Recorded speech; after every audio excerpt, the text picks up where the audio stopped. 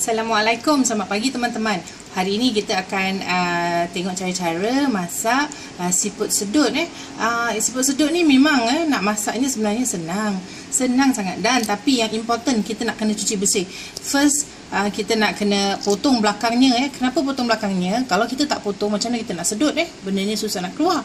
Okey, dan lagi satu, setelah kita potong, kita nak kena cuci lagi. Sebelum kita potong, kita cuci, dan sesudah kita potong juga kita harus cuci. Kenapa kita harus cuci sesudah kita potong? Kerana bila kita potong pakai parang ataupun pakai gunting, ini dia, tepi dia, shell dia akan pecah-pecah. Ada yang kecil-kecil, halus-halus.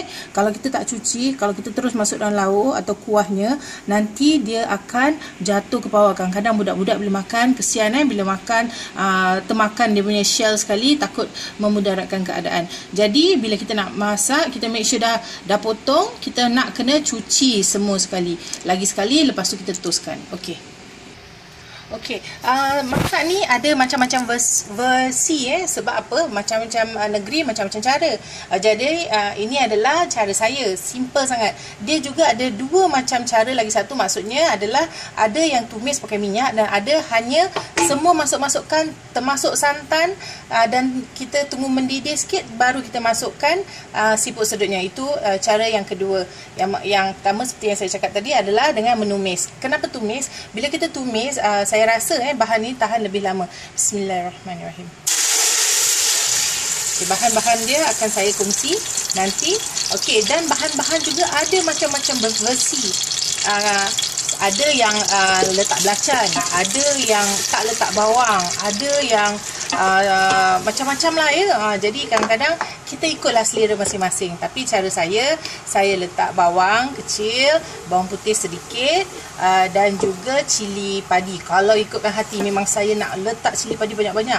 Siput sedut kalau pedas memang kick. Tapi oleh kerana anak-anak saya, terutama sekali yang last two tu, terutama yang paling suka makan adalah yang terakhir tu, nombor 5 tu, dia kalau makan memang tak cukup-cukup. Tapi kalau pedas sangat, kesian pula. Jadi terpaksalah saya ikut masing-masing punya kepedasan masing-masing. Jadi kalau siapa yang nak pedas tapi kuahnya tak terlampau pedas sangat, apa yang saya buat adalah first saya hanya blender 2 batang saja cili padi, tapi cili padi yang lain saya dah standby. Maksudnya bila santan tu dah masuk, saya akan leburkan sekali. Jadi kalau nak pedas, sambil kita cedok kuas, kita cedok cili padinya sekali, dan kita boleh patah-patahkan dan makan dengan nasi. Okey, tunggu sekejap Okey, bila macam biasalah bila dah naik minyak, dah garing sedikit, mungkin saya rasa kalau bahan yang ditumis lebih tahan lama sebab apa? Air-airnya dah kering.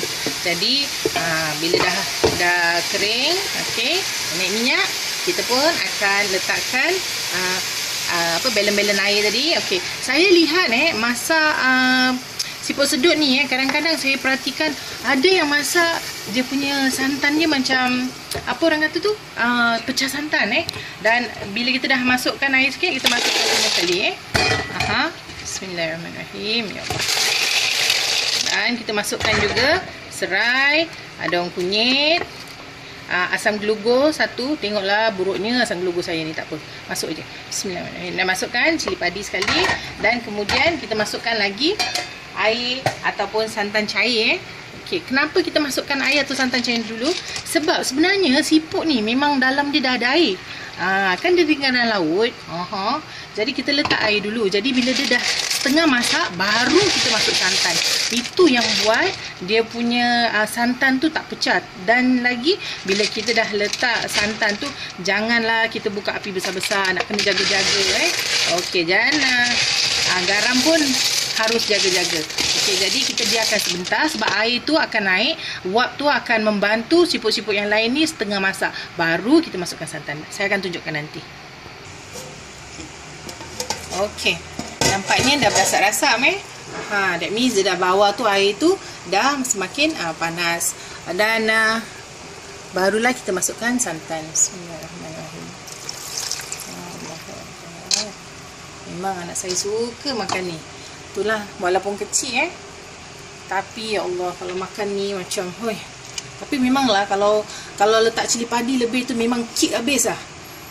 Kalau makan siapa-siapa jalan pun memang tak nampak, sebab nampak siput aja. Bismillah. Ada yang kata macam mana pakai santan ni? Pakai santan kotak sudah kak. Oi, kita tak payahlah nak perah-perah. Pakai masa kan, kita nak masak cepat dan sedap.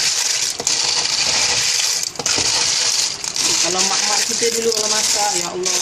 Dan ada cakap, kenapa ada orang masak letak bawang putih dan ada yang tidak, ada yang letak halia, ada yang tidak.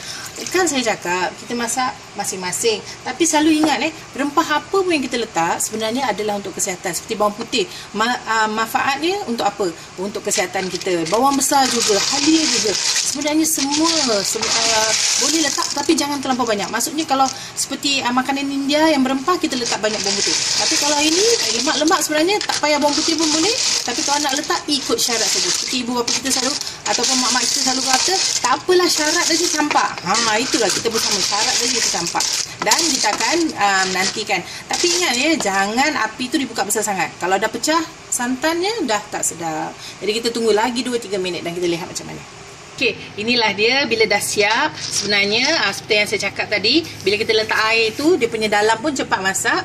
Dan bila kita letak santan, asal dia dah mendidih sedikit, dahlah boleh makan. Tengok tu, Masya Allah. Tadi saya rasa punyalah manis siput sedut ni, tapi kurang pedas. Tapi tak apa, cili padi ada, nanti kita boleh makan. Okey, inilah dia cara saya buat masak siput sedut. Saya tahu dekat luar sana ada banyak kakak-kakak yang pandai-pandai masak. Alhamdulillah. Dan kepada kakak-kakak yang selalu sokong saya, terima kasih.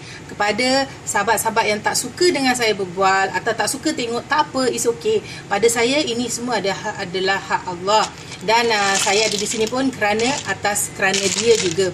Saya rasa apa yang kita pandai atau apa harta yang kita ada akan kita tinggalkan bila kita meninggalkan dunia ini. Jadi sementara saya masih boleh share resepi saya akan terus share. Dan kepada yang tak suka, tak payahlah tengok. Terima kasih banyak-banyak. Dan inilah dia cara Dahlia's Kitchen buat siput sedut. Cuba, jangan tak cuba. Kalau tak cuba, kita tak tahu. So siapa yang nak makan tu rasa macam dah dekat dengan rumah saya, jemput-jemputlah, silakan. Boleh kita sama-sama share. Assalamualaikum daripada saya. Jumpa lagi insya-Allah.